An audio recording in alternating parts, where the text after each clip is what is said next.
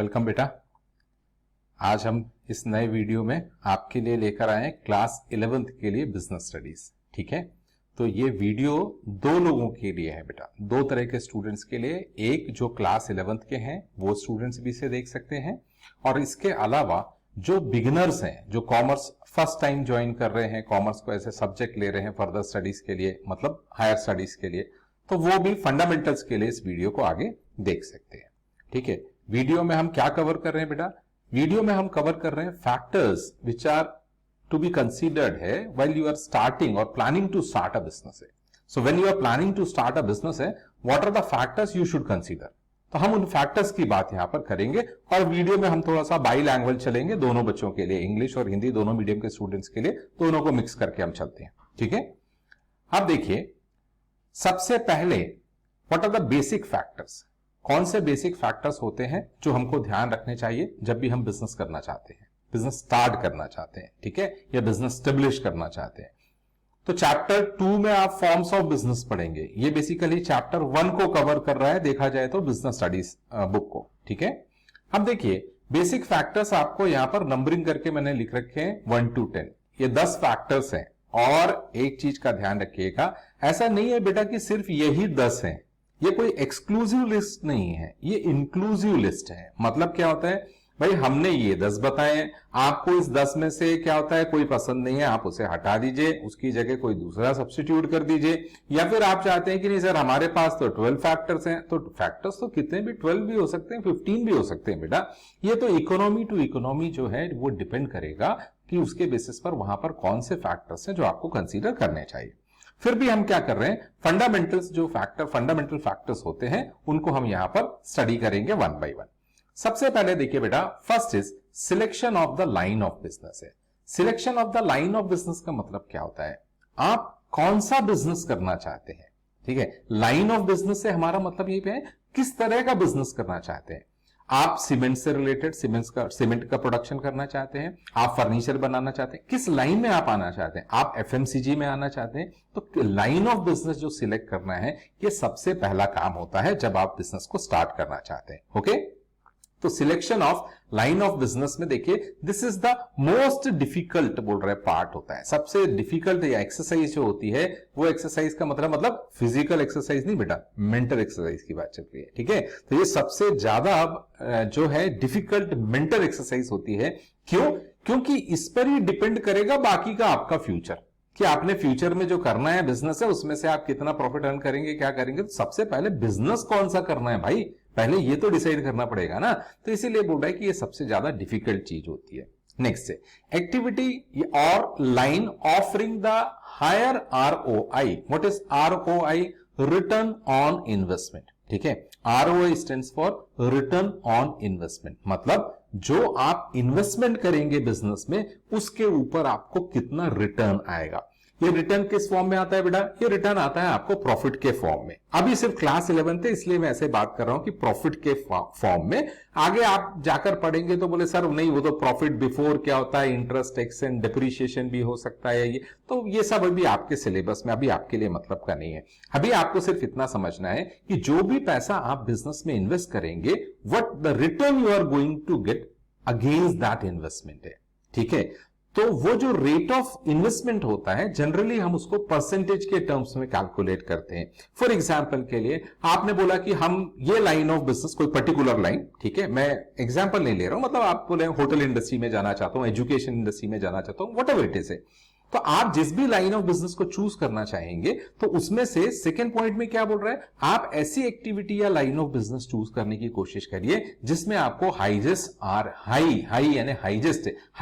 Return on investment मिले। मतलब उस बिजनेस में जो भी आप कैपिटल इन्वेस्ट करेंगे उसके ऊपर जो आपको रिटर्न मिलेगा, ठीक है, ROI, that should be higher. तो आपके पास जितने भी ऑप्शंस हैं, अगर मल्टीपल ऑप्शंस हैं कि मैं ये भी कर सकता हूं, इस तरह का बिजनेस भी कर सकता हूं, उस तरह का बिजनेस भी कर सकता हूं, तो आप वो वाला बिजनेस चूज करिए जिसमें आपको रिटर्न ऑन इन्वेस्टमेंट जो है वो ज्यादा हो। और ये जो रिटर्न होता है ना बेटा, generally it is calculated in terms of क्या होता है, परसेंटेज। वो एक परसेंटेज के बेसिस पर कैलकुलेट किया जाता है कि भाई कितना 15% है, 20% है, 18% है, 25% है, 40% भी हो सकता है, ऐसा नहीं है। और कुछ छोटे मोटे बिजनेस जो होते हैं, स्मॉल स्केल की बात कर रहा हूं, बहुत स्मॉल स्केल की, वेरी स्मॉल, उसमें तो 100% तक भी होता है, ठीक है। और कभी आपको पता करना हो कि इस तरह का कौन सा बिजनेस होता है भाई, तो फिर आप मुझे कॉल करके बात कर लेना। नेक्स्ट देखिए बेटा, availability of funds do matter. मतलब क्या है, जब आप लाइन ऑफ बिजनेस चूज करना चाहते हैं, अब देखो यार बेटा, मतलब अदरवाइज मत लीजिए। अगर सपोज आपके पास वेल्थ है, मान लीजिए कि आपका 1 करोड़ की, अब 1 करोड़ की आपकी टोटल वेल्थ है, मतलब मकान सब मिला के बात कर रहा हूं बेटा, और इसमें से मान लीजिए आपके पास जो है cash in hand, cash at bank, ये सब मिलाकर मतलब टोटल डिपॉजिट्स वगैरह आपके पास जो है कैश के फॉर्म में 40 लाख है। अब 40 लाख है तो बेटा क्या होता है, आपने बोला तो मैं तो सीमेंट मैन्युफैक्चरिंग की कंपनी सोच रहा हूं स्टार्ट करने के लिए, तो मतलब थोड़ा सा ज्यादा नहीं हो गया? मजाक नहीं करना है बेटा कि बैंक वाले के पास, मैनेजर के पास चले जाओ, बोले मुझे फैक्ट्री, बोले साहब आपने पता करा मशीन कितने की आ रही, जरा प्रोजेक्ट रिपोर्ट तो बनवाइए, ठीक है। ये कुछ बातें कर रहा हूं बेटा, जो आपसे बैंक मैनेजर बोलेगा भैया प्रोजेक्ट रिपोर्ट लेकर आओ, ऐसे डायरेक्ट कैसे आ गए आप हमारे पास फाइनेंस करवाने के लिए, और आप खुद कितना लगा रहे। तो बेटा ये मैटर करता है ना कि आपके पास फंड कितना है, खुद का फंड कितना है, और अगर आप फंड कहीं से अरेंज करेंगे तो वो कैसे अरेंज करेंगे क्या, तो अवेलेबिलिटी ऑफ फंड जो है वो भी एक इंपॉर्टेंट फैक्टर होता है। नेक्स्ट देखिए बेटा, इसके बाद है risk factor to be considered. देखिए बेटा, आपको मैंने पहले भी, आपने अगर मेरा कोई दूसरा वीडियो, हालांकि देखा जाए तो this is the first video of chapter 1, ठीक है, या फिर आप ऐसे भी बोल सकते हैं कि चैप्टर 1 का कंटेंट है जिसके बारे में आपको वीडियो बता रहा हूं, ये ठीक है, बना रहा हूं। अब क्या होता है बेटा, रिस्क तो मैंने आपको पहले भी वीडियोस में बताया, रिस्क तो हर जगह इन्वॉल्व है ना। अभी आपको मैं अगर ये लेक्चर रिकॉर्ड कर रहा हूं, रिकॉर्ड करते करते क्या होता है, बाई चांस सपोज क्या होता है, पावर कट हो जाए एकदम से कुछ सेकंड्स के लिए या कुछ है, तो रिस्क तो यहां पे भी इन्वॉल्व है, फिर दोबारा बनाना पड़ेगा, या फिर वहां तक पॉज करके फिर दोबारा करना पड़ेगा, फिर एडिटिंग करना पड़ेगा। और मैं बनाता हूं अनकट बेटा, आपको जो वीडियोस है जनरली मैं उनको कट नहीं करता, ठीक है, कहीं फंबल भी हो जाए चलता है, क्या दिक्कत है बेटा, ठीक है। तो रिस्क फैक्टर हर बिजनेस में इन्वॉल्व होता है, क्यों, क्योंकि बिजनेस बेटा आप आइसोलेशन में नहीं करते हैं। ऐसा कुछ नहीं है कि चारों तरफ किला बना देंगे, दीवारें बना देंगे और उसके अंदर में आप बिजनेस करेंगे, एक खिड़की होगी जिसमें से कस्टमर सिर्फ आपसे लेगा, और ऐसा नहीं होता है ना बेटा। जो कस्टमर भी आपके पास आएगा वो इकोनॉमी में से आएगा, वो कहीं सिटी में से आएगा ना। और क्या होता है, जब हम बिजनेस रन करते हैं बेटा, तो बिजनेस रन करते हैं तो एक बिजनेस एनवायरनमेंट होता है जिसमें हम रन करते हैं बिजनेस को, ठीक है। वो बिजनेस एनवायरनमेंट भी आपके सिलेबस में हो सकता है, बिजनेस स्टडीज में है। तो बिजनेस एनवायरनमेंट अगर आप देखेंगे क्लास 12th में है बेटा, ठीक है। तो बिजनेस एनवायरनमेंट मतलब ऐसे डिस्कशन कर लेते हैं थोड़ा सा हम, एक पॉलिटिकल एनवायरनमेंट है, टेक्नोलॉजिकल एनवायरनमेंट है, ठीक है, सोशल एनवायरनमेंट है, इस तरह से ये एनवायरनमेंट का मतलब सिर्फ क्लाइमेट की बात नहीं कर रहे हैं, ठीक है। एनवायरनमेंट का मतलब जब आप बिजनेस को ऑपरेट कर रहे हैं किसी भी इकोनॉमी या किसी भी कंट्री के अंदर, तो वहां के क्या होंगे, कंट्री के जो लॉज होंगे, ठीक है, ठीक है, स्टैट्यूटरी लॉज यानी लीगल जो लॉज होते हैं वो होंगे। इसके अलावा आपका क्या होगा, मैंने बोला पॉलिटिकल जो आपकी पार्टीज होंगी, इनके कारण जो पॉलिटिकल एनवायरनमेंट डेवलप होता है वो है, सोशल है, इकोनॉमिक, तो ऐसे बहुत सारे एनवायरनमेंट है जिसके अंदर आप ऑपरेट कर रहे हैं। तो ऐसा तो नहीं होता ना कि आप जो सोचकर बैठे हैं वही होगा। आपको एनवायरनमेंट में जो चेंजेस आते हैं उन चेंजेस के अकॉर्डिंगली अपने आप को क्या करना पड़ेगा, या तो उन चेंजेस को अडॉप्ट करिए, उसके हिसाब से अपने आप को ढालिए, अदरवाइज क्या होगा, आपका बिजनेस बंद हो जाएगा। बेटा चेंजेस है, अगर आप उसको अडॉप्ट नहीं करोगे तो काम खत्म है, ठीक है। तो ये होता है बेटा selection of line of business के बारे में कुछ पॉइंट्स अपन ने डिस्कस करे। चलिए अब हम चलते हैं वापस फर्स्ट स्लाइड पे। तो फर्स्ट स्लाइड पर जाकर देखिए सेकेंड पॉइंट क्या लिखा है। सेकेंड है बेटा साइज ऑफ द फर्म। मतलब जब आप कोई बिजनेस स्टार्ट करना चाहते हैं तो आपको यह भी डिसाइड करना है कि बेटा बिजनेस में कितना बड़ा रखूंगा, मतलब मैं अपनी फर्म। अच्छा कुछ चीजें आप समझिए बेटा, यहां से जब हम फर्म वर्ड बोल रहे हैं तो आपके दिमाग में पार्टनरशिप फर्म का कॉन्सेप्ट नहीं आना चाहिए बेटा, ठीक है। तो आपको एक छोटी सी चीज बता रहा हूं, उसको ध्यान से समझिए बेटा। इंडस्ट्री हम क्या बोलते हैं, इंडस्ट्री एक वर्ड हम यूज करते हैं, तो इंडस्ट्री वर्ड यूज करते हैं हम टोटलिटी में। से फॉर एग्जांपल सीमेंट इंडस्ट्री, तो सीमेंट इंडस्ट्री के अंदर इंडिया में जितनी भी कंपनीज होती हैं, अलग अलग ब्रांड की बात कर रहा हूं बेटा, नाम अभी नहीं ले रहा हूं, एडवर्टाइजमेंट नहीं कर रहा हूं उनका, ठीक है। तो जितनी भी अलग अलग कंपनीज होती हैं वो सारे सीमेंट इंडस्ट्री में आ जाएगा। एजुकेशन इंडस्ट्री में बेटा आपका स्कूल, मान लीजिए आपके पड़ोसी का स्कूल दूसरा है वो, ठीक है, कॉलेजेस यूनिवर्सिटीज जितने हैं, हम जो यहां पर पढ़ा रहे हैं, बाकी जो कोचिंग इंस्टीट्यूट होते हैं प्राइवेट, ये सब एजुकेशन इंडस्ट्री में आ गया। होटल इंडस्ट्री, तो होटल इंडस्ट्री के अंदर क्या आ जाएंगे, वो सारे तरह के होटल आ जाएंगे बेटा, 1 स्टार 2 स्टार 3 स्टार 4 स्टार। और अगर कोई क्या होता है पेइंग गेस्ट या कोई अभी धीरे धीरे जाकर इंडिया में जो बहुत ज्यादा डेवलप होना है वो टूरिज्म, तो उसमें क्या होता है, आप अपने एक छोटा सा घर है या फिर अपने घर में बेडरूम किचन लेट बात है, इसको क्या होता है लेट आउट करना चाहते हैं। अब आप लोग तो सब जो है वो नेट वगैरह यूज करते हैं, तो आपको पता है कि बहुत सारी ऐसी ऑनलाइन साइट्स भी होती हैं जिनके थ्रू आप बुकिंग वगैरह कर सकते हैं, ठीक है।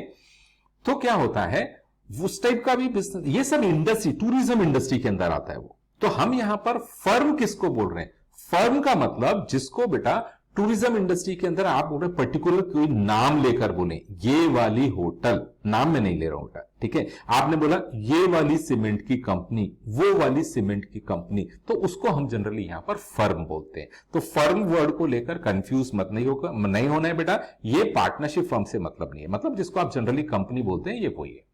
एंटरप्रेन्योर्स या एंटरप्रेन्योर्स जो बोले आप उसको initially prefer a small scale, यानी बेटा कोई भी अगर एंटरप्रेन्योर होगा या एंटरप्रेन्योर होगा तो वो शुरू में क्या चाहेगा, शुरू में वो चाहेगा कि भाई छोटा बिजनेस में, छोटा बिजनेस क्या एकदम से बड़ा बिजनेस डालकर अगर आपको लॉस हो जाए, आप रन ना कर पाए, उसे कोई दिक्कत आ जाए, तो बेटा जो आदमी क्या होता है इंटेलिजेंट होता है, क्लेवर होता है, वो क्या करता है स्मॉल स्केल से चालू करता है बेटा। स्मॉल स्केल से पहले वो चालू करेगा छोटे लेवल पर, जैसे जैसे उसकी ग्रोथ होते चले जाएगी वैसे वैसे उस बिजनेस की साइज को वो क्या करते जाएगा, बड़ा करते जाएगा। क्लियर। तो हो सकता है आप as a sole proprietorship start कर दें, हो सकता है आप 2-3 लोग मिलकर पार्टनरशिप में कोई बिजनेस स्टार्ट कर दें, फिर जैसे जैसे बिजनेस ग्रो करते जाएगा तो हो सकता है आप उसका फॉर्म ऑफ बिजनेस जो है वो चेंज कर दें, ठीक है। मे भी शायद आप क्या होता है प्राइवेट कंपनी बना लें, या फिर आप क्या होता है कंपनी बना लें, ठीक है, जॉइंट स्टॉक कंपनी जिसको बोलते हैं वो बना दे। तो वो बात है कि भाई ठीक है जब स्टार्ट करेंगे तो small scale, gradually expand to medium and large scale, ये मैंने आपसे डिस्कस कर लिया। Such approach adopted to know the market response है ना। क्यों करते हैं अपन ये छोटे से स्टार्ट, बेटा इसीलिए करते हैं ना कि पहले एक मार्केट का रिस्पॉन्स तो समझ में आए, फिर उसके बाद देखेंगे।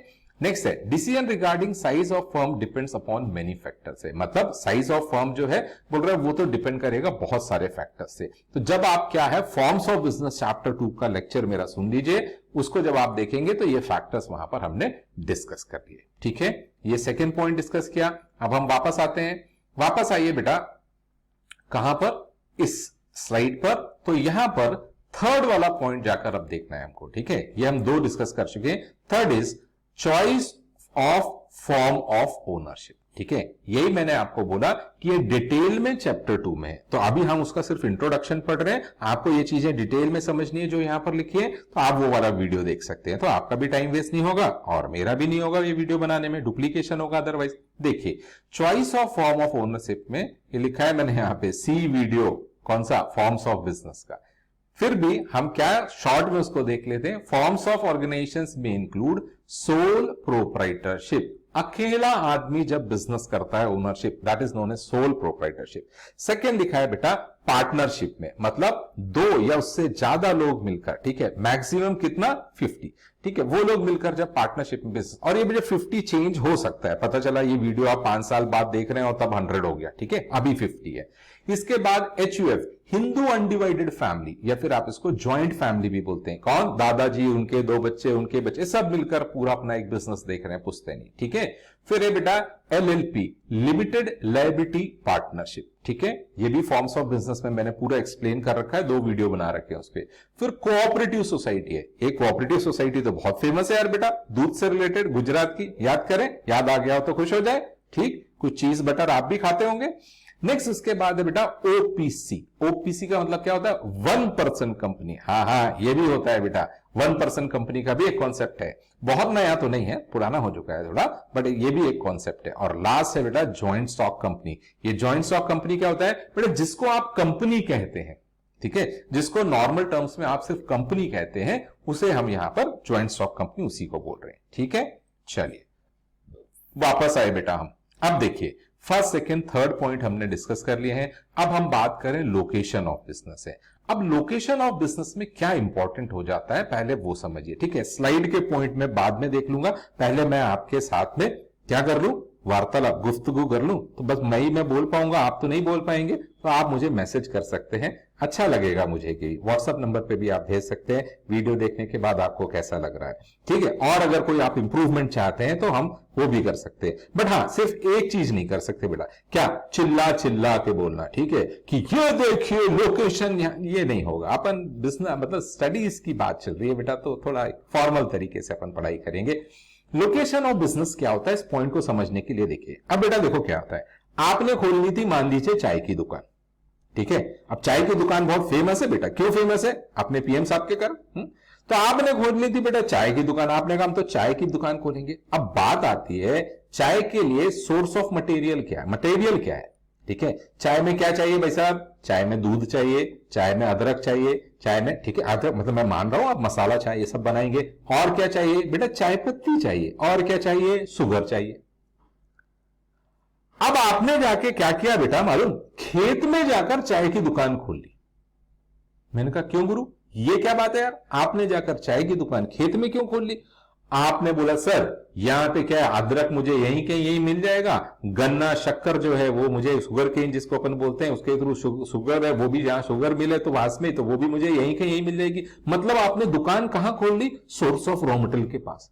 या फिर आप आसाम चले गए, चाय के बागानों में बीच में बैठकर बोले चाय की दुकान खोल ली मैंने कहा क्यों, बोले इंडिया में चाय बेचूंगा सबको। मैंने कहा भाई साहब वो तो ठीक है, बट आप यहां कहां आ गए। अरे बोले साहब मैंने सोचा चाय के बागान के पास खोल दो, तो इससे चाय पत्ती क्या होता है, ट्रेवलिंग मतलब उसकी जो ट्रांसपोर्टेशन कॉस्ट है वो बहुत कम, ताजा ताजा लेकर आ जाओ। नहीं, ऐसा हो सकता है क्या, कैसे चलाओगे बेटा वो बिजनेस। वहां कंज्यूमर कोई आपके पास कस्टमर वहां तो पीने आएगा नहीं। तो जिस भी सिटी में आप हैं, जहां पे भी आप ये वीडियो देख रहे होंगे, जब उस सिटी में या टाउन में आपको चाय का बिजनेस है, इसका स्टॉल आपको चालू करना है, तो आप किसके पास बैठ रहे हैं, उस बिजनेस को कहां पर खोल रहे हैं, उस बिजनेस को आप कस्टमर के पास खोल रहे हैं, ना कि रिसोर्सेस के पास। रिसोर्सेस ट्रांसपोर्ट होकर आपके पास आ जाएंगे। क्लियर। आपको फर्नीचर की दुकान खोलनी है, फर्नीचर मैन्युफैक्चरिंग की बात कर रहा हूं, ट्रेडिंग की नहीं। अगर आप फर्नीचर मैन्युफैक्चरिंग की दुकान खोलना चाहते हो, मतलब फैक्ट्री डालना चाहते हैं फर्नीचर मैन्युफैक्चर करने के लिए, कहां डालेंगे बेटा, वुड से बात कर रहा हूं मैं, प्लास्टिक का नहीं, ठीक है। तो वुड के तो आप जंगल में थोड़ी डालेंगे, जंगल में डालेंगे तो बेटा वहां आपको लेबर कैसे मिलेगा। वो आपको बोले सर वुड तो मिल जाए, मैंने कहा वुड तो मिल जाएगा, बट बाकी चीजें लेबर कहां मिलेगा आपको, इलेक्ट्रिसिटी सिर्फ आपके लिए वहां पर जनरेट की जाएगी क्या। तो बेटा क्या होता है, आप जब कोई भी बिजनेस के लिए लोकेशन देखना चाहते हैं तो लोकेशन में क्या होगा, या तो आपको कस्टमर बेस के पास रहना पड़ेगा और या फिर आपको रॉ मटेरियल के पास होना पड़ेगा, ठीक है। तो इसमें इंपॉर्टेंट क्या हो जाता है, इसमें इंपॉर्टेंट ये हो जाता है कि जो रॉ मटेरियल आप कंज्यूम करने जा रहे हैं वो कितना हैवी है, कितना बल्कि है, उसकी ट्रांसपोर्टेशन की कॉस्ट क्या है। ऐसे बहुत सारे फैक्टर्स होते हैं, ठीक है, तो वो लोकेशन के लिए इंपॉर्टेंट होते हैं। अब हम यहां पर डिस्कस करते हैं, यहां क्या लिखा हुआ है देखिए, this is one of the most important decision. हाँ हमें पता है, depends upon availability of raw material and market of finish good, ठीक है। ये जो मैं आपको बोल रहा था कस्टमर बेस, उसका मतलब मार्केट ही था, ठीक है, कि भाई मार्केट ऑफ फिनिश गुड्स कहां पर है। तो फिनिश गुड्स का जहां पर मार्केट है, मुझे वहां पर अपना बिजनेस स्टार्ट करना चाहिए, या फिर जहां पर रॉ मटेरियल अवेलेबल है वहां पर स्टार्ट करूं और वहां से मैन्युफैक्चर करके फिर यहां भेजो, ठीक है। तो ये डिसीजन भी इंपॉर्टेंट होता है। Trade off between transportation cost and benefits of locating in remote या backward area should be evaluated, ठीक है। मतलब क्या होता है, हमारी ट्रांसपोर्टेशन कॉस्ट क्या रहेगी वो बहुत इंपॉर्टेंट हो जाएगा। क्यों, हैवी रॉ मटेरियल को बुलवाना कहां पर, बोले हम तो सिटी के पास रहेंगे, कस्टमर के पास रहेंगे, मार्केट के पास रहेंगे, तो अगर हेवी रॉ मटेरियल को वहां से बुलवाएंगे तो आपकी ट्रांसपोर्टेशन कॉस्ट क्या है। और अगर आप फैक्ट्री रॉ मटेरियल के आसपास के एरिया में खोल देते हैं तो वहां से फिनिश गुड्स की ट्रांसपोर्टेशन कॉस्ट क्या रहेगी, ठीक है। तो ये कुछ फैक्टर्स हैं, मतलब ये नहीं बोल रहा हूं कि ये सारे डिसाइसिव फैक्टर बेसिस में, ये these are some of the factors है जिसके बेसिस पर आप लोकेशन को डिसाइड करते हैं कि हमारे बिजनेस की लोकेशन कहां पर रहेगी, ठीक है। नेक्स्ट है बेटा, detail analysis should be done before location is finalise. ये बहुत इंपॉर्टेंट होता है लोकेशन को फाइनलाइज करना। क्यों, क्योंकि बात बेटा एक बार जब बिजनेस के बारे में लोकेशन आप डिसाइड कर लेते हैं और लोकेशन डिसाइड करने के बाद जब वहां पर डेवलपमेंट एक्टिविटीज चालू हो जाती हैं, कमीशनिंग की एक्टिविटीज चालू हो जाती हैं, तो हर किसी के बस में ये नहीं होता है कि वो क्या करे, पूरे के पूरे प्रोजेक्ट को रिवर्ट कर शिफ्ट करे। अपने इंडिया में कुछ ऐसा हो चुका है पहले, अगेन मैं डिस्कस नहीं करूंगा। तो अगर आपको कोई याद हो तो कोई एक बड़ी फैक्ट्री जो है ठीक है। और इंडिया के बहुत बड़ी जो इंडस्ट्री हाउस है उन्होंने क्या किया था, अपना मैन्युफैक्चरिंग प्लांट जो है वो वेस्ट बंगाल से निकालकर बाहर लेकर दूसरे स्टेट में शिफ्ट किया था। ये सिर्फ आपको मैं एक एग्जांपल बता रहा हूं आपको। तो लोकेशन बहुत इंपॉर्टेंट होती है कि हमारे बिजनेस को हमको लोकेट कहां पर करना है, ठीक है। ये समझ में आया। बार बार वो ऊपर घूम रहा होगा ना कि क्लास 11th या बिगनर्स के लिए लेक्चर है, ठीक है, क्योंकि जो ऑलरेडी स्मार्ट हैं और पढ़ चुके हैं वो अगर लगे पढ़ेंगे सुनेंगे तो हो सकता है उन्हें थोड़ा सा बोर लगे। चलिए वापस आते हैं बेटा, लोकेशन के बारे में अपन ने डिस्कशन कर लिया था। नेक्स्ट है बेटा फाइनेंसिंग द प्रोपोजिशन, मतलब जो बिजनेस आपने सोचा कि हम इस टाइप का बिजनेस करेंगे, लाइन एक बार डिसाइड कर ली, लोकेशन डिसाइड कर ली, साइज आपने डिसाइड कर ली, तो मैंने बोला था ना कि एक और इंपॉर्टेंट चीज भी तो होती है ना कि फाइनेंस कहां से होगा, पैसा कितना खुद का लगाएंगे और बाकी कहां से आएगा, ये भी तो इंपॉर्टेंट है ना बेटा। तो फाइनेंसिंग जो प्रपोजिशन होता है उसमें रिक्वायरमेंट्स ऑफ फंड कितनी है, भाई कितना टोटल पैसा आपको लगने वाला है, कितना अभी लगने वाला है, कितना बाद के स्टेज में लगेगा, कैसे क्या अरेंज करेंगे, वो सब इसके पीछे बेटा डीपीआर बनती है, पूरी डिटेल प्रोजेक्ट रिपोर्ट बन सकती है अगर आप बड़ा बिजनेस करेंगे तो। नेक्स्ट है availability of finance and it's क्या होता है रिसोर्सेज, खुद का पैसा है नहीं, कम है, लोन लेंगे, लोन कैसे मिलेगा, क्योंकि जो आपको लोन देगा वो ये देखेगा कि इनकी रीपे करने की कैपेसिटी है कि नहीं है, ठीक है। तो सोर्सेस कहां से आएंगे, क्या आप कंपनी के फॉर्म में जाएंगे, क्या शेयर्स इशू करेंगे उसके लिए, या फिर आप पार्टनरशिप फॉर्म के छोटा बिजनेस स्टार्ट कर रहे हैं पार्टनरशिप फॉर्म में, तो पार्टनर ढूंढिए अपने लिए जो उतना कैपिटल लगा सके। तो वो तो साइज ऑफ बिजनेस पे डिपेंड करेगा, बट हाँ फाइनेंस होना बिजनेस के लिए या फंड्स की अवेलेबिलिटी ये अपने आप में एक क्या इंपॉर्टेंट फैक्टर होता है। नेक्स्ट है बेटा finance of fix capital and working capital. बेटा ये दो अलग अलग चीजें, कैसे, एक तो होता है बेटा fixed capital. Fix capital means एक कैपिटल जो आपको स्थायी रूप से चाहिए बिजनेस में। फॉर एग्जांपल के लिए क्या होता है, इन्वेस्टमेंट इनटू फिक्स एसेट्स है। अब फिक्स एसेट्स के लिए आपको पैसा जो चाहिए वो बेसिकली फिक्स कैपिटल का पार्ट है, ठीक है।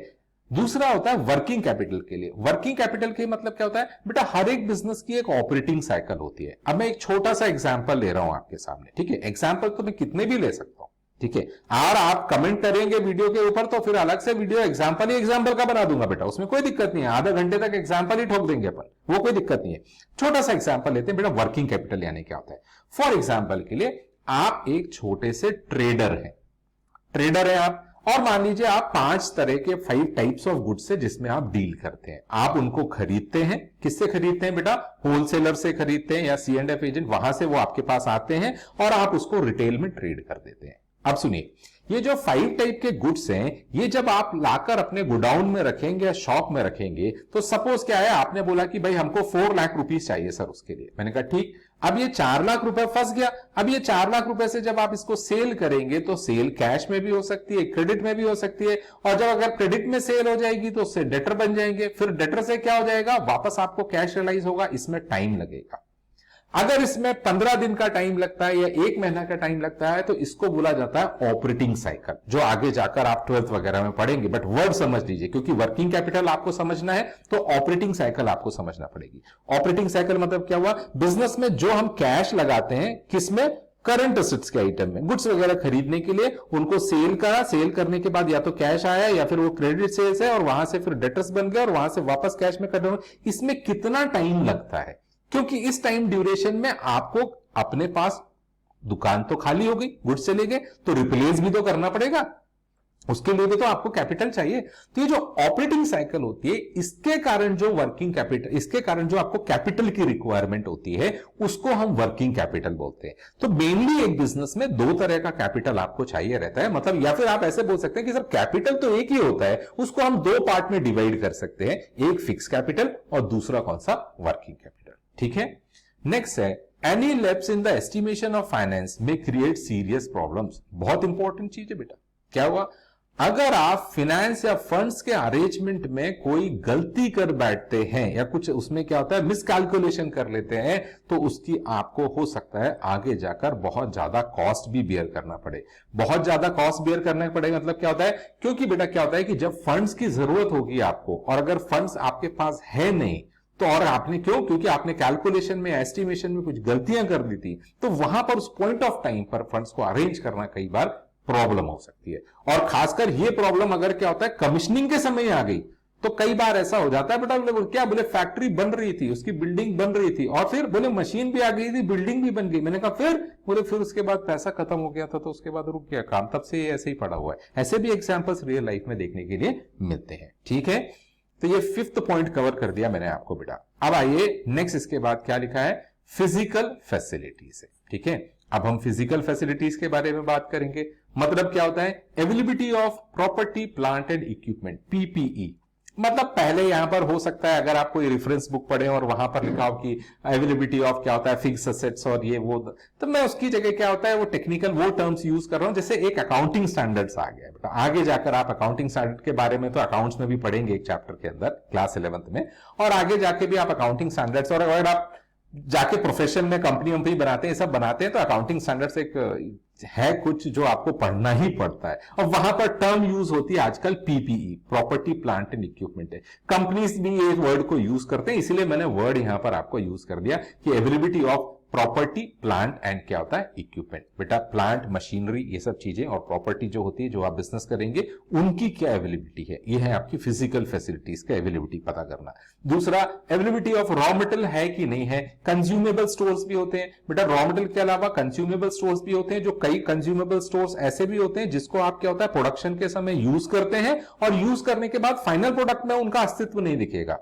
They might not be present in the finished goods है। एग्जाम्पल मतलब कॉटन वेस्ट हो गया बेटा, कपड़ा हो गया, ऑयल, ग्रीस, ये सब क्या होता है आप मशीनरी में यूज करते हैं उसकी स्मूथ चलने के लिए, तो ये सब कोई प्रोडक्ट में थोड़ी मिलेगा आपको। ठीक है, तो ये सब कंज्यूमेबल आइटम्स के अंदर, और बहुत सारे कंज्यूमेबल आइटम्स होते हैं। ठीक है, नेक्स्ट इसके बाद है, this decision is also based on scale of operation है। ठीक है, बहुत इंपॉर्टेंट बेटा, स्केल ऑफ ऑपरेशन, किस लेवल पर जाकर आप क्या होता है बिजनेस को चला रहे हैं या बिजनेस करने की सोच रहे हैं। अब आपने बोला साहब हम तो चाय का ठेला खोलेंगे, तो रिक्वायरमेंट क्या है, ठेला, ठीक है, ठेला, गैस, गैस भट्टी, इसके बाद बर्तन, डिस्पोजेबल। और एक बात बताऊं, बिजनेस बेकार नहीं है, बिजनेस बेकार नहीं है बेटा, आराम से आदमी कमाता है, बट ध्यान रखना कि बाई चांस अगर दिमाग में आ भी जाए ना, तो बेटा कुल्हड़ मट्टी वाले यूज करना, ठीक है, क्ले वाले। उससे क्या होगा, दूसरे लोगों को भी रोजगार मिलेगा। पॉल्यूशन नहीं करना है बेटा, प्लास्टिक मटेरियल यूज नहीं करना है। ऐसे बताया, आपके मूड में आ गया क्या, मैं तो अपनी सिटी में 15 जगह चाय के ठेले खुलवा दूंगा। ठीक है, तो ठीक है, आपको रिक्वायरमेंट क्या रहेगी उसके लिए, भाई ठेला चाहिए, उसके ऊपर गैस भट्टी चाहिए, गैस चाहिए, और उसके बाद रेगुलेटर वगैरह। आप बोले सर ये तो बताया नहीं था, भाई कॉमन सेंस की चीजें तो घर में भी आपको भी पता है। और इसके अलावा क्या चाहिए, दूध दही शक्कर की, और एक दो आदमी चाहिए, 2 बच्चे लड़के चाहिए वहां पर जो काम बंदे आपके लिए काम करेंगे। ठीक है, एनीवे, तो ये स्केल ऑफ ऑपरेशन पे डिपेंड करता है। ये तो एक छोटा सा एग्जाम्पल है। आपने बोला सर मैं फैक्ट्री डालना चाहता हूं, मैंने कहा काय की फैक्ट्री डालना चाहता, बोले सर मैं चावल से क्या बनाऊंगा, पोहा बनाऊंगा। ठीक सब, आप चावल से पोहा बनाना चाहते हैं तो फिर उसके लिए भी आपको फैक्ट्री चाहिए, आपने या मशीन्स चाहिए, उसके लिए छोटा सा सेटअप तो चाहिए, छोटा भी कितना भी हो एक सेटअप तो चाहिए ना, उसके लिए फंड भी चाहिए, मशीन्स चाहिए, ये सब। तो स्केल ऑफ ऑपरेशन पे डिपेंड करेगा ना बेटा कि आपको किस स्केल पर है। आपने कहा हम तो सीड से ऑयल निकालेंगे, लोग आजकल ऑर्गेनिक की तरफ भग रहे हैं। एक बार यूट्यूब पे डालकर देखिए, सर्च करके देखिए जरा, ऑयल मेकिंग का ये मशीन्स आपके पास कितनी आ जाएगी। अब उसमें अलग अलग है, कोई 2 लाख की, कोई 3 लाख की। ठीक है, तो कितने बड़े लेवल पर आप अपने बिजनेस को ऑपरेट करेंगे उस पर भी ये डिपेंड करेगा। ठीक, तो ये सारी चीजें बेटा फिजिकल फैसिलिटीज जो होती हैं ये हमने इसके अंदर डिस्कस करनी है। ठीक है, क्लास 11th के लिए। फिर आ गया वो बेटा घूम के। अब वापस आगे बढ़िए, नेक्स्ट है बेटा 7th पॉइंट में जाके लिखा हुआ है प्लांट लेआउट। ठीक है, अब प्लांट लेआउट क्या होता है, बड़ी शानदार चीज है बेटा, और इसको बड़े इजी वे में मैं आपको बता दूंगा। लेआउट का मतलब क्या होता है बेटा, लेआउट का मतलब होता है arrangement of machines and equipments in a factory. अब आपके घर में सोचिए ना, व्हाट इज लेआउट, आपके घर में लेआउट का मतलब क्या होता है बेटे, चीजें ऐसी रखी रहनी चाहिए इस तरीके से कि लोगों का फ्री मूवमेंट हो सके। आपके घर में अगर सीनियर सिटीजन हैं तो आप क्या देखेंगे कि पापा मम्मी आपको हमेशा डांटते हुए दिखेंगे, क्या बोले, बोले ये चेयर बीच में नहीं होना चाहिए, स्टूल वहां पर सरकार, ऐसा है। क्यों बेटा, उनको चोट ना लग जाए, तो फ्री मूवमेंट होना चाहिए। आप अपने घर में ये चीज देख सकते हैं। तो बेटा थोड़ा सा इसी को ब्रॉड वे में सोचिए ना, एक फैक्ट्री में भी तो ये चीज हो सकती है। एक फैक्ट्री के अंदर जब आप प्लांट मशीनरी इन सब चीजों को इंस्टॉल करते हैं, वहां पर अपने गुड्स रखते हैं, रॉ मटेरियल रखते हैं, फिनिश गुड्स है, वर्क इन प्रोग्रेस होता है बेटा, आधे पौने बने हुए गुड्स जो होते हैं, इन सबके बीच में वर्कर्स का मूवमेंट, स्टाफ का मूवमेंट, ये तो प्रॉपर होना चाहिए कि नहीं होना चाहिए। तो उसके लिए किस तरीके से लेआउट करें कि सारे चीजों का मूवमेंट इजीली हो सके। ठीक है, तो ये है layout, that is arrangement of machines and equipments in the factory है। Next represent setting up required physical facilities है, तो आप उनको सेटअप करते हैं मशीन्स वगैरह इन सबको। Generally layout plan is drawn, मतलब जैसे क्या होता है बेटा, अपन बोलते हैं ना आर्किटेक्ट के हमने हेल्प ली, क्या करने के लिए, अपने मकान का डिजाइन बनवाने के लिए। इसी तरीके से आप वहां पर भी ड्राइंग बनवाएंगे कि किस चीज को हम कहां पर इंस्टॉल करेंगे। आप तो डायरेक्ट एक फैक्ट्री को विजिट करने जा रहे हो, अब उस दिन के बारे में सोचिए। अगर आप क्या होता है, कभी यह सोचकर देखा कि वो फैक्ट्री को जब बनाया गया होगा तब ये भी तो सोचना पड़ा होगा ना कि कौन सी मशीन कहां रखनी है, कहां से रॉ मटेरियल एंटर होगा, कहां से लोग एंटर होंगे, वर्कर्स एंटर होंगे, कहां से गुड्स मूव होगा, फिनिश गुड्स, ये सब भी तो सोचना पड़ेगा ना बेटा। ये सब लेआउट का कॉन्सेप्ट होता है। लास्ट पॉइंट में देखिए, आइडल लेआउट है, फैसिलिटीज इजी मूवमेंट है। अगर आपने आइडल लेआउट किया होगा तो उस केस में क्या हो जाएगा, आपकी मूवमेंट जो होता है वो बहुत इजी हो जाएगा। किसका, चाहे मैन हो चाहे मटेरियल हो, ठीक है। And movable machines in the factory, आपने देखा होगा कि फैक्ट्री में कई बार क्या होता है, मटेरियल फिनिश गुड्स है, इन सबको उठाकर रखने के लिए भी मशीन्स वगैरह होती है। और आजकल तो ये सब चीजें मतलब बहुत ईजी है। क्यों, आजकल जो मेगा मार्ट वगैरह होते हैं, ये सब भी जगह आपने, फिर मैं वही नाम नहीं ले पा रहा हूं ना, ठीक है, तो किसी पर्टिकुलर का नाम ले लूंगा तो बोलेंगे यार आप उसको प्रमोट कर रहे हैं, ठीक है। तो इसलिए बेटा किसी का नाम नहीं ले पा रहा हूं, बट जब आप क्या होता है जाते हैं कहीं पर परचेसिंग करने के लिए, जो बड़े बड़े मार्ट्स होते हैं, तो उनके अंदर भी गुड्स का जो मूवमेंट होता है ना, उनके लिए भी कभी कभी आपने ये देखा होगा मशीन्स का यूज करते हैं। तो सिर्फ मैन को मूव नहीं करना है बेटा, छोटी छोटी मशीन्स को, किसी चीज को लिफ्ट करके रखना या रखा हुआ था वहां से उतारना, इन सब के लिए भी मूवमेंट की जरूरत पड़ती है। चलिए नेक्स्ट बेटा, इसके बाद जो हम पढ़ेंगे वो क्या पढ़ेंगे, 8th नंबर का पॉइंट है कॉम्पिटेंट एंड कमिटेड वर्कफोर्स। ये तो सबसे ज्यादा इंपॉर्टेंट है ना, बहुत ज्यादा इंपॉर्टेंट है कि आपका वर्कफोर्स जो है वो कैसा रहेगा। देखिए, all business activities can't be managed by a single person, correct. भाई मैं अगर अकेला ही क्या बनना चाहूं, रजनीकांत बनना चाहूं, तो ऐसा पॉसिबल नहीं है ना। नहीं, मैं रजनीकांत जी की बात नहीं कर रहा हूं, मतलब उनका जो कैरेक्टर मूवी में प्ले होता है उसकी बात कर, कि मैं सारी चीजें तो नहीं कर सकता ना बेटा। तो कोई भी आदमी सारी चीजें खुद तो नहीं कर सकता, और जो आपका स्केल ऑफ बिजनेस होगा उसके अकॉर्डिंगली आपको मैन पावर की भी रिक्वायरमेंट होगी। जैसे मैंने आपसे बोला ना कि अगर आप एक सिंगल चाय के ठेला भी खोलना चाहते हैं बेटा, या समोसे कचौड़ी का ठेला भी लगाना चाहते हैं, दुकान लगाना चाहते हैं, तो भी आपको एक बात बताऊं, एक आदमी से सारा काम नहीं होता। एक आदमी अगर सारा काम कैसे करेगा बेटा, आप खुद सोचकर देखिए ना, कि अगर मान लीजिए सुबह, या फिर वो सिर्फ 2-3 घंटे काम करेगा, ठीक है, बट अगर उसको दिन भर के लिए अपने क्या होता है उस छोटे से शॉप को चलाना है, तो इवन सिंगल आदमी के लिए भी बहुत डिफिकल्ट होता है, ठीक है। तो सारी बिजनेस एक्टिविटी सिंगल पर्सन नहीं करता है। एज सच क्या हो जाएगा, entrepreneur will require competent and committed workforce है। अब आपको वर्कफोर्स की जरूरत रहेगी जो लोग आपके लिए ईमानदारी से काम कर सकें और मेहनत से काम कर सकें, ठीक। क्या देख सकते हैं, नेक्स्ट लिखा हुआ है बेटा, इसके लिए एक स्टाफिंग चैप्टर है बेटा, ठीक है, कहां पर, क्लास 12th में। तो स्टाफिंग चैप्टर जो होता है उसको आप जाकर देख सकते हैं, 2 चैप्टर है वहां पर, बट वो आपको डिटेल में नहीं, बट वो क्या होता है कभी कभी ना हमको दिमाग में कीड़ा काटता है कि नहीं यार हमको थोड़ा और इसके बारे में पढ़ना है, तो और इसके बारे में पढ़ना है तो ठीक है वो वीडियो देख लीजिएगा, एक्स्ट्रा टाइम हो तो, नहीं तो फिर इतना बहुत है। आगे, assess the requirement of unskilled, semi skilled and skilled workers in the factory।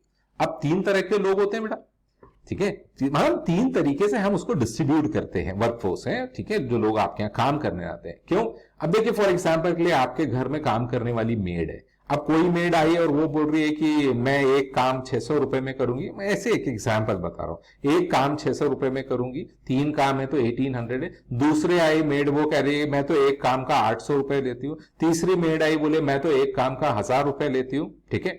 अब वो अलग अलग रेट जो होते हैं ना, अब ये डिस्कशन मत करना भाई, इस बात पर बहस नहीं कि अरे हमारे यहाँ तो एक काम का 2000 है। एक एग्जाम्पल लेकर चल रहे बेटा, सिटी पे डिपेंड करता है, एरिया पे डिपेंड करता है कहां पर रह रहे हैं। अब देखिए, तो ये रेट अलग अलग कैसे हो सकते हैं, क्योंकि बेटा उनकी स्किल्स अलग अलग होती है ना। तो जब स्किल्स अलग अलग होंगी तो मैंने आपको क्या बोला, उसके हिसाब से रेट भी अलग अलग हो सकते हैं। फॉर एग्जाम्पल के लिए टीचर्स ही देखिए, अब आप मार्केट में कोई सब्जेक्ट पढ़ने के लिए अगर जाए अदर देन स्कूल, क्योंकि ये तो अब क्या होता है, एक फैशन बन गया है ना कि हम स्कूल में तो पढ़ेंगे नहीं, हम तो बाहर पढ़ेंगे। तो बेटा जब आप बाहर जाकर पढ़ेंगे तो उसमें भी देखो ना, अलग अलग टाइप के टीचर्स हैं। भाई ऐसा भी टीचर है जो 1000 रुपीज पर मंथ पे पढ़ा रहा होगा, ऐसा भी टीचर है जो 2000 पे, ऐसा भी है 3000 पे, ऐसा भी हो सकता है जो 5000 रुपीज पे। अब बोले इसमें डिफरेंस क्या होता है? डिफरेंस तो होता है, डिफरेंस होता है।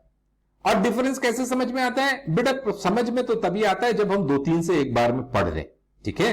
तो इसीलिए क्या होता है कि जब तो आपको समझ में आएगा कि कौन सा टीचर जो है वो स्मार्ट है, ठीक है, कौन ज्यादा बताता है, किसी टॉपिक के ऊपर नॉलेज देता है, कौन जो वर्सटाइल वे में हमको क्या होता है चीजें, मतलब जिसको, और दूसरी इंपॉर्टेंट चीज है होलिस्टिक डेवलपमेंट जिसको बोलते। ऐसा तो नहीं कि पता चला सिर्फ क्या होता है वो लाइन पढ़कर वो सिर्फ समझा दिया उसके बाद काम खत्म, नहीं। जब आप पढ़ रहे हैं तो ये बढ़ना चाहिए, वो तो फिर लिखा हुआ है, वो तो आपको मगअप करना ही है अल्टीमेटली, ठीक है। तो 3 तरह के लोग होते हैं, अनस्किल्ड जिनको ज्यादा काम नहीं आता है तो इनका पेमेंट कम होता है, सेमी स्किल्ड मतलब जिनको आता भी है नहीं भी आता, पूरी तरह भी नहीं आता है, तो इसलिए ये बीच के लोग हैं, इनका पेमेंट पहले वाले से ज्यादा बट स्किल्ड से कम, और स्किल्ड यानी मास्टर्स। तो आपको ये भी देखना पड़ेगा कि हमारे फैक्ट्री में तीनों की रिक्वायरमेंट पड़ती है बेटा। भाई आप अनस्किल्ड आदमी को लेकर मशीन के ऊपर नहीं बैठा सकते ना कि लो मशीन चलाओ, तो वहां तो आपको स्किल्ड पर्सन ही चाहिए। अब साफ सफाई करनी है तो कौन करेगा? वो तो अनस्किल्ड आदमी भी कर सकता है, ठीक है। तो जरूरत तो तीनों की पड़ती है। नेक्स्ट इसके बाद है एसेस द मतलब calculate, assess the requirement of middle level, lower level और एक्सपर्ट प्रोफेशनल से। हाँ, अगर आप बड़े लेवल पर वर्क करना चाह रहे हैं तो बड़े लेवल पर अगर आप वर्क करना चाह रहे हैं, मतलब जैसे कंपनी की बात कर रहा हूं मैं, तो ऐसे जब बड़े लेवल पर काम करेंगे आप, तो फिर आपके क्या होता है, मैनेजमेंट के भी उसमें लेवल्स होते हैं, हायरार्की होती है। ये सब आप आगे कहीं पढ़ेंगे किसी चैप्टर के अंदर। तो लोअर लेवल मैनेजमेंट है, मिडिल लेवल मैनेजमेंट है, फिर टॉप लेवल है, ठीक है। उसमें प्रोफेशनल क्वालिफिकेशंस वाले होते हैं जिनको अपनी एक्सपर्टाइज होती है अपने पर्टिकुलर फील्ड में, उनको एक्सपीरियंस होता है, वर्किंग एक्सपीरियंस होता है। तो इन सब का भी आपको एक तरह से एस्टिमेशन करना रहता है कि कितने लोग, कैसे लोग हमको हमारी ऑर्गेनाइजेशन के लिए या बिजनेस के लिए चाहिए, ठीक है। चलिए अब इसके बाद हम आगे बढ़ते हैं, कहानी को आगे बढ़ाएं।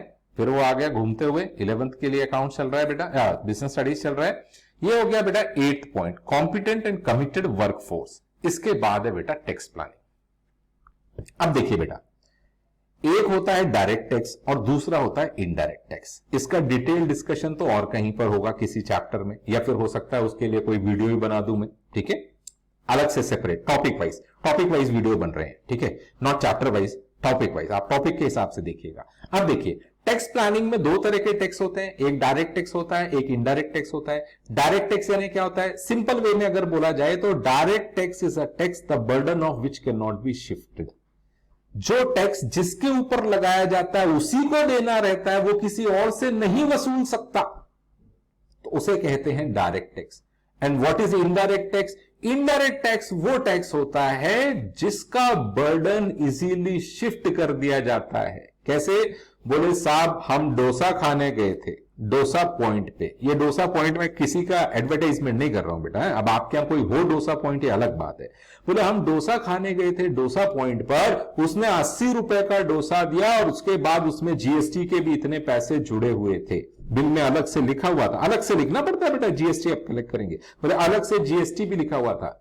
जीएसटी किसके ऊपर लगा था? डोसा पॉइंट के ऊपर। उसने क्या करा, आपके डोसे के प्राइस के साथ आपके साथ चार्ज कर दिया और आपसे वसूल लिया। मतलब क्या किया?